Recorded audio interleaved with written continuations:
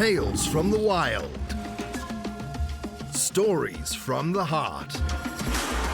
A journey into the mind and soul of fired-up business professionals where they share their vision for the future. And hear from a different non-profit organization every month as they create awareness of their goals and their needs. Dive into a world of untamed passion as we join our host, Shireen Buerta, for this month's episode of Friends from Wild Places. You know, you touched on a little bit about your life currently. You're self-employed.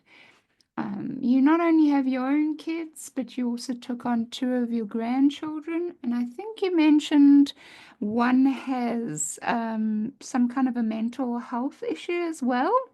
I can't Yes. remember. Okay. No, you're right. My youngest, our grandson, he's 12. He has autism, sensory issues, and also, unfortunately, he was abused in the first couple of years of life by his own mother, who had mental health issues. I mean, how profound is that continued on, and that he has complex PTSD because of it. So we adopted Liam at the age of 3, and it's been a work in progress, and we've had to learn so much.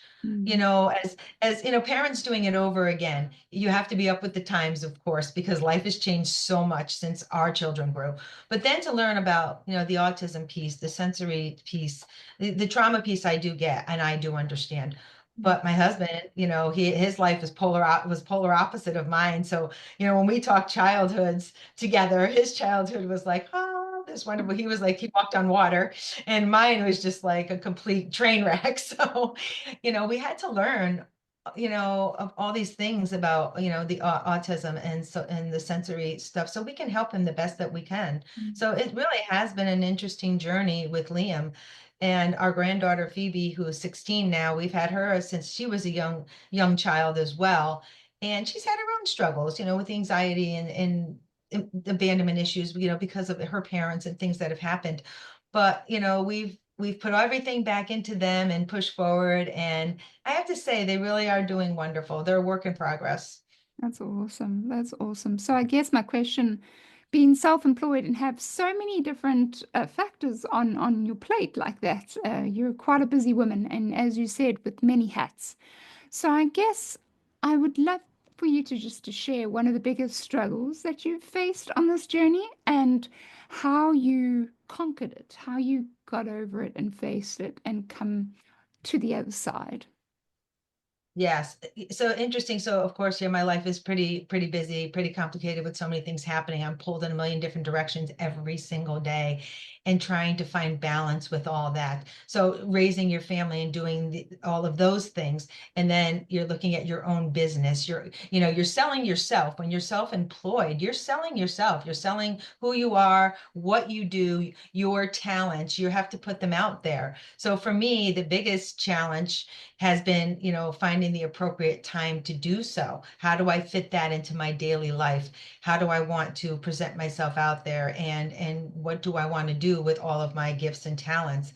So on that note, being self-employed, being an author, you kind of get ignored a lot. And I'm going to say that very frankly, out there in the big world of business, when you're this small entity, just, trying to get your voice out there, you're ignored a lot. And I have been ignored a lot because I think being, the one woman show, first of all, and second of all, my topics are strong. My topics are still taboo.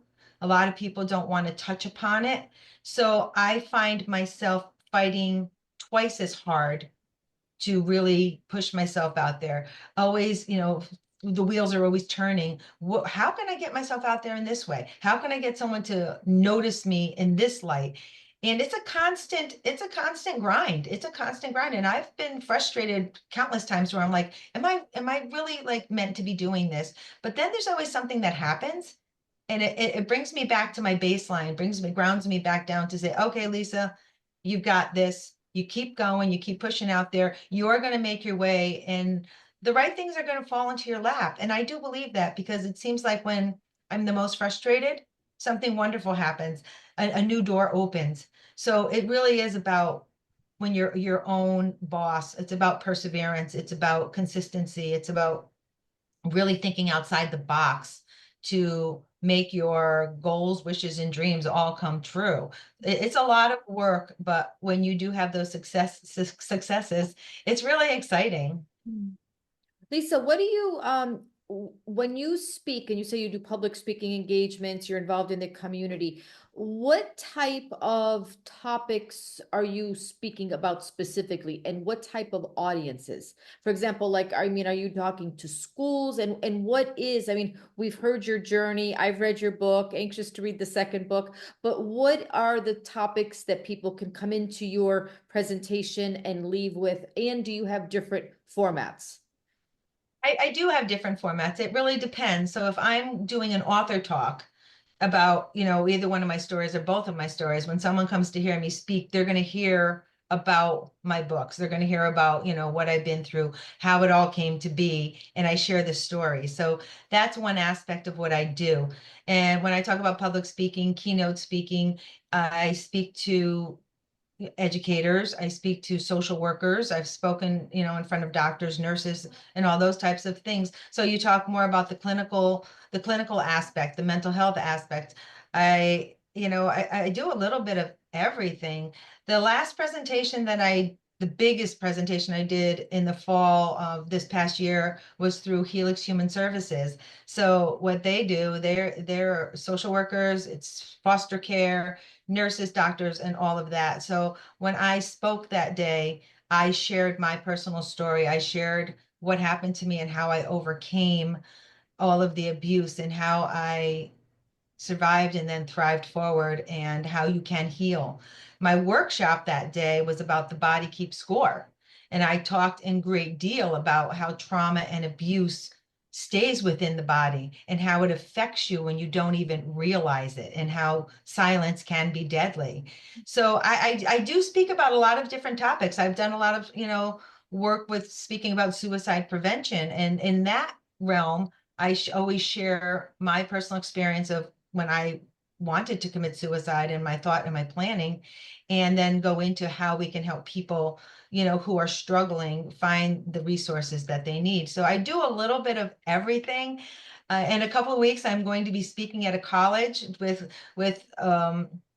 women who have been through their own issues and problems in life, and they've been through abuse and now they're turning their lives around. So I'm going to be speaking at a luncheon, just sharing about my story and how I was able to step forward to be successful in my life in a business fashion. So I'm always, it's amazing. These things come up, and I tap into different parts of my life and different parts of my experiences to give them what they need, whoever is looking for a certain topic. So my basis is always does go back to my story and advocating for awareness and child safety and all of those things.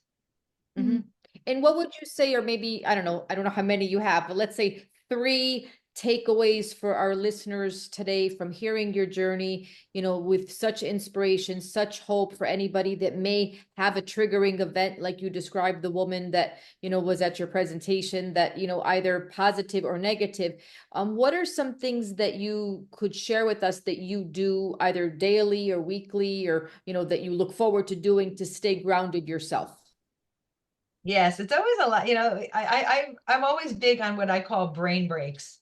It's funny. I'm on TikTok, okay, and I got onto TikTok just to send inspirational messages and motivation. And when I talk about those things, I'm always talking about brain breaks. We all need brain breaks in our lives. We live busy, fast-paced lives, and when we have all these past things that have been sitting heavy with us, they do again ping out in different ways when we don't realize it. But what we need to do is stop in parts of our days and just do something for yourself that really makes you happy, brings you joy, makes you feel, talking yourself off that ledge, bringing you back down to, again, your baseline, grounding yourself. For me, there's a few things. Of course, I love writing.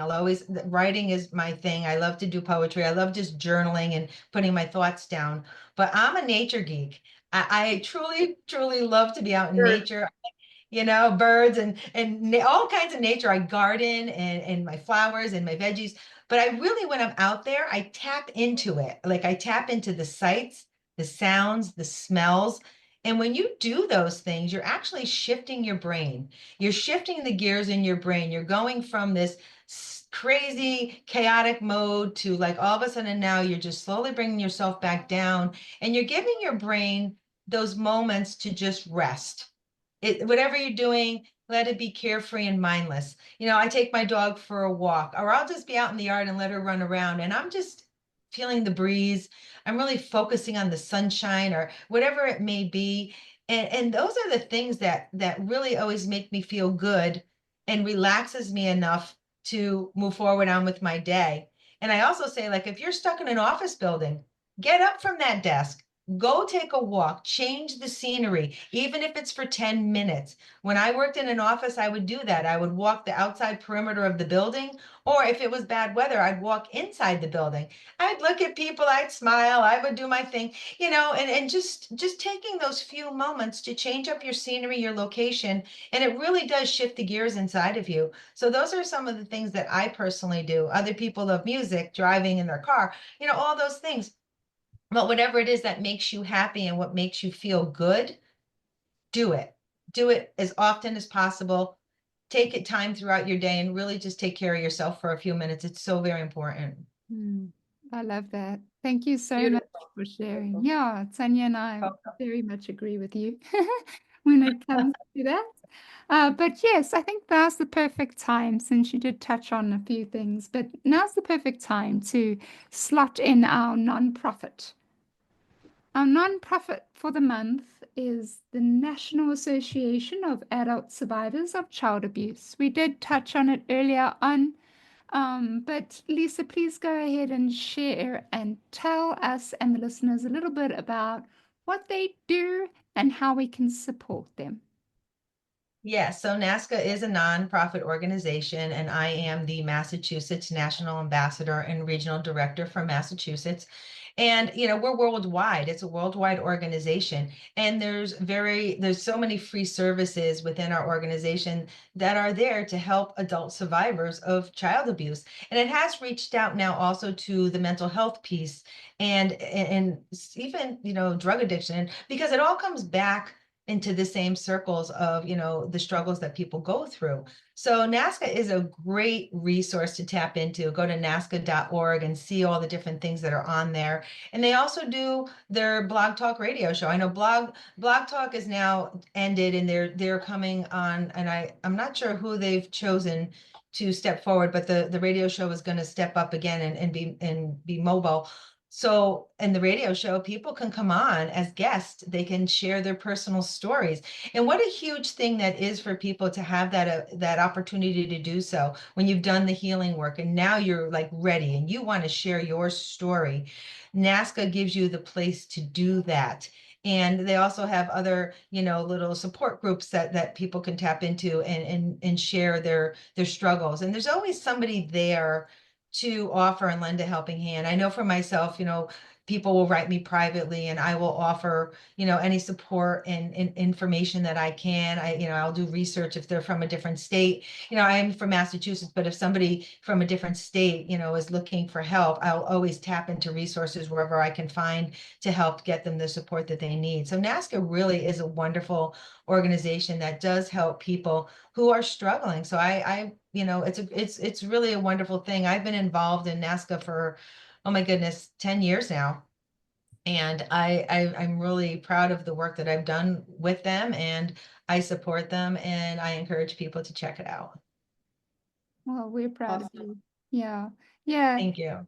Listeners, you heard it. And if you are feeling a little dry, if you are feeling a little depressed, if you are feeling like life is a little bit overwhelming right now, and you feel enclosed, let me tell you something. I think that might be a sign.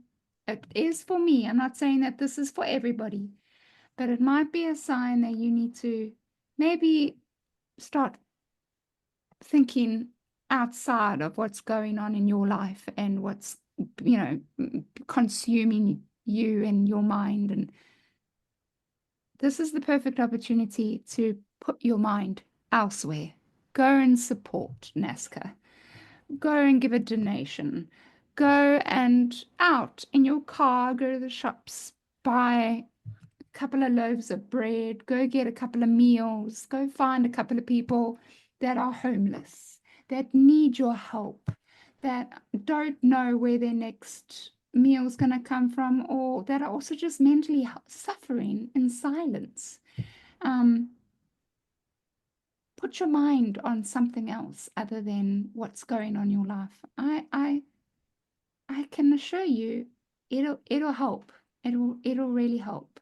So listeners, do yourselves a favor and go to NASCAR and see how you can support theirs. So we have come to the end of the podcast, but the more light-hearted part of the podcast. And I thought, ladies, to end it off, we could play a little bit of a game called 20 Questions. No, boy. Tanya and I have played this before. Lisa, have you?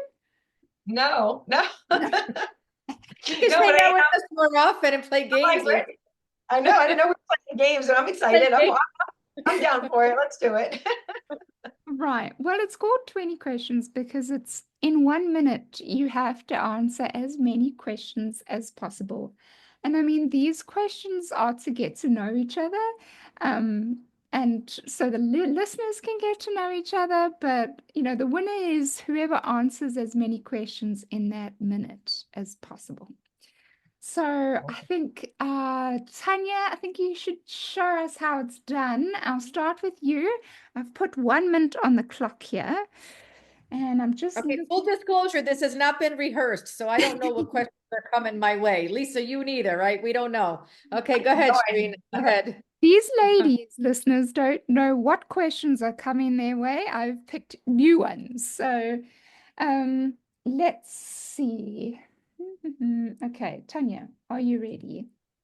I'm ready. Let's put it on the clock and let's begin now. What is your favorite food? Lobster. What is your favorite color? Black. What is your favorite song? Sweet Caroline. Who is your favorite celebrity? I don't really have one, but I'm going to say Neil Diamond if that counts. What is your favorite holiday and why? I'm going to say Christmas just because of the lights. What is your favorite fruit? Fruit, I like pineapple. What is your favorite season and why? I'm going to say fall just because of the crisp breeze. What was your favorite TV show growing up? I'm going to say Bewitched. What is your least favorite color? My least favorite color is yellow. Do you like your job? Yes. What is your least favorite food? Done. Done. Finished. Beep, beep, beep, beep, beep. 11 questions. That's pretty good. 11 questions. My gosh. Tanya answered those like extremely fast. Okay. So 11 questions in 1 minute. What? Okay, let's try. All right. 1 minute on the clock. Lisa, are you ready? I'm ready. Okay. Let's begin now. What is your dream destination? New Zealand. Do you like watching Good Morning cartoons as a kid? Yes. What was or is your favorite subject in school? English. Or what is your biggest fear? The dark. Are you a night person or a morning person? I'm a night person. What is your favorite color? Pink. Do you have any pets? Yes. What are your 3 favorite songs? 3 favorite. Oh my goodness. Lean on Me, Kentucky Rain, and The Unforgiven. Nice. What is your dream job? My dream job is what I'm doing right now. Lovely. What do you like wearing often? Leggings. Okay, beep, beep, beep, beep, beep, beep. All right, that is 10 questions in a minute. So, Tanya, you won just by one. Just by Go, one. girl. Awesome, awesome. I love love it. Yeah, that's a great game just to get to know each other a little bit better. That was fun. Fun. That is fun. Yeah, that is fun. That is fun. Thank you for partaking, but I can't believe that we've come to the end of the podcast already. So, many listeners listen and sometimes they really connect with us.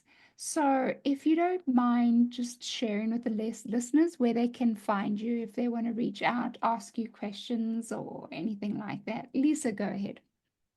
Yes, if anybody wants to reach me, go to lisazarcone.net. You can find me there. You can write to me, and I answer everybody who writes to me. I'm a really firm believer in responding to everyone who reaches out. You can also find me on social media. I'm on LinkedIn, I'm Instagram, Facebook. I'm all over the place, TikTok, like I was saying. Write to me, connect with me. I will answer you, and I hope to hear from people because I know people are struggling, and if they need some support and advice, I'm here to lend a helping hand. Oh, I love it. Thank you, Lisa. Tanya, what about yourself? Okay, also LinkedIn is my hub. I don't have a TV and haven't watched it in about 30 years. So you can find me on LinkedIn. I serve as the program coordinator for Miami-Dade College Funeral Service Education Program. So anybody wanting to become a funeral director or embalmer feel free to seek me out. I also serve as expert witness placement. So I do those two: expert witness for funeral home and cemetery wrongdoings, and senior placement for finding communities for people who can no longer live alone, usually due to Alzheimer's or Parkinson's. So I do cover independent living, assisted living, memory care, and the little casitas in the area of Florida, East and West Coast alike. And how about you, Shireen? Thank you, Tanya. So yes, you can find me, Shireen Buerta, on most of the social medias personally, but you'll find Shireen's bookkeeping services mostly on LinkedIn and Instagram. But Friends from Wild Places, that's friendsfromwildplaces.buzzsprout.com. Please take a moment to go and subscribe. It's just $5 a month for extra content.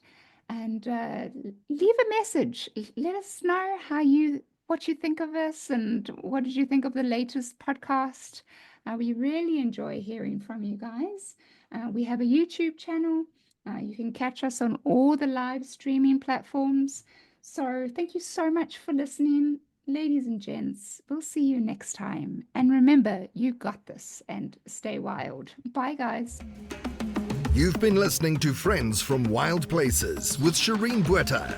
Be sure to subscribe to the podcast from the links to catch every episode and unleash your passion.